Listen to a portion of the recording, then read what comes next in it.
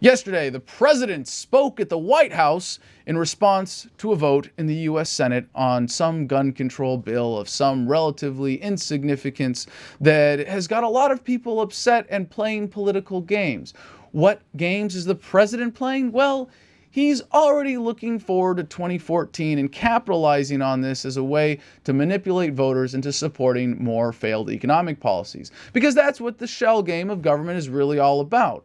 Let's get you to be convinced that you need us to keep you safe, to protect you from XYZ, from guns, from pressure cookers, from the boogeyman, and you'll tolerate as a result horrible economic policies because they're the ones that make you poor and friends of government rich. A few months ago, in response to many tragedies, including the shootings of a United States Congresswoman, Gabby Giffords, who's here today, and the murder of 20 innocent school children and their teachers, this country took up the cause of protecting more of our people from gun violence. And the collectivism here right away, this country took up the cause of protecting more of our people from gun violence. I didn't. I'm part of the country. And what I did, well, at least I didn't take part in what Obama would define as this, because I would define the effort of protecting more of our people from gun violence as having more guns in the hands of responsible firearm owners like myself. I recently completed a firearms defensive handgun class at Frontside Academy. I recently was fortunate enough to be able to purchase another handgun. And I'm very glad that there are a lot of Americans who know that guns are in the interest of public safety when properly used, who also took the same course.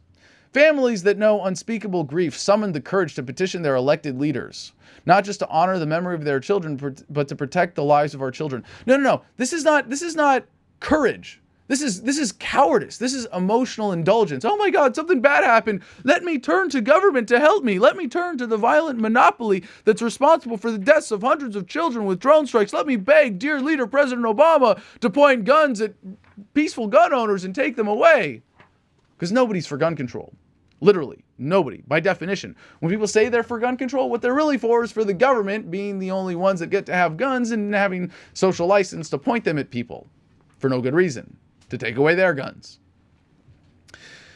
And a few minutes ago, a minority in the United States Senate decided it wasn't worth it. They blocked common sense gun reforms even while these families looked on from the Senate gallery. Oh, so they went and did the emotional bullying thing as well, Obama? You arranged for them to be in the gallery, like looking down on the senators as they cast their votes? Yeah, shameless. By now, it's well known that 90% of the American people support universal background checks that make it harder for a dangerous person to buy a gun. And 86.3795334% of all statistics are total bullshit designed to manipulate you. And in this case, we've got a very skewed poll that was worded badly, and I shouldn't say badly, it was worded really well to get this bad answer, and doesn't actually capture the attitude of the American people when you look in the implications of this or word it fairly. But that doesn't stop someone like Obama from pushing this ridiculous propaganda. A few minutes ago, 90% of Democrats in the Senate just voted for that idea, but it's not going to happen because 90% of Republicans in the Senate just voted against that idea. What did we do? We'll blame the Republicans. Yes, what we always do. I'm going to speak plainly and honestly about what's happened here because the American people are trying to figure out how can something have 90% support and yet not happen. Well, maybe it's because it doesn't have 90% support, but maybe we should get a little bit concerned when our president says, I'm going to speak plainly and honestly. Now, were you not speaking plainly and honestly before? No, we know you weren't, so this is kind of ringing hollow anyways.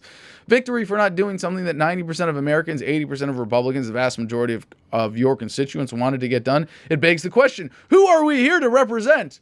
Well, Mr. Obama, we know who you're here to represent. Goldman Sachs and all the other sponsors from the rich banksters class who sponsor your campaigns and are going to help you with the Democratic Party win back the House in 2014, at least as it seems you're hoping to do with this strategy.